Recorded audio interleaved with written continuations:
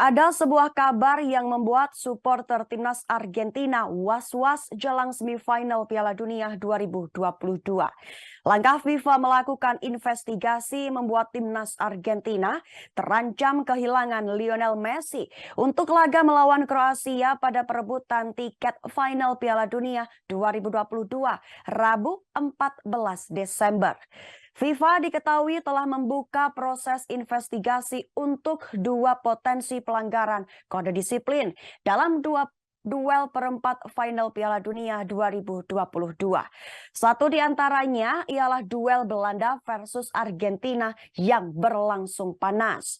Wasit asal Spanyol Antonio Mateu Laos bahkan harus mengeluarkan 18 kartu kuning untuk dua pemain. Ini merupakan rekor untuk pertandingan di Piala Dunia. Selain kejadian Leandro Paredes yang menendang bola ke arah bench Belanda, Messi dan Emiliano Martinez juga disebut melakukan pelanggaran karena mengkritik wasit. Messi sempat bersih tegang dengan ofisial pelatih timnas Belanda, termasuk Louis van Gaal dan Edgar Davids. Messi pun mengkritik FIFA akan keputusan menunjuk Laos sebagai pengadil pertandingan di Piala Dunia 2022. Messi dan Paredes sudah mendapat kartu kuning pada laga melawan Belanda. Peraturan Piala Dunia 2022 menyebut kartu kuning di perempat final akan dihapus di semifinal, namun dengan investigasi FIFA, Messi, Paredes, dan Martinez berpeluang absen karena sanksi. Namun jika benar Lionel Messi sampai absen, jelas berdampak besar dalam permainan timnas Argentina.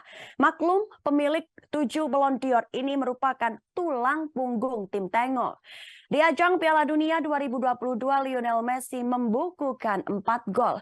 Ia berada di urutan kedua dalam persaingan bursa top skor Piala Dunia 2022.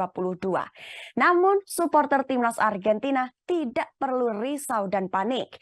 Ada jalan keluar jika benar Lionel Messi absen. Jawabannya adalah Paulo Dybala. Sematan cadangan mati layak diberikan kepada pemain berjuluk La Joya ini. Sepanjang Piala Dunia 2022, Paulo Dybala belum dimainkan oleh pelatih Lionel Scaloni. Scaloni mengatakan alasan mengapa penggawa AS Roma belum diturunkan dalam satu laga pun di turnamen Piala Dunia. Dybala sendiri dalam kondisi fit. Artinya ex Juventus itu bisa dimainkan menggantikan Lionel Messi. Sekedar pengingat, Messi dan Dybala memiliki posisi bermain yang sama, sehingga itu adalah hal yang wajar jika kemudian Scaloni memilih memainkan Messi ketimbang Dybala. La Joya dapat dioperasikan sebagai free roll dalam permainan tim Tengo, entah sebagai kreator permainan ataupun goal getter.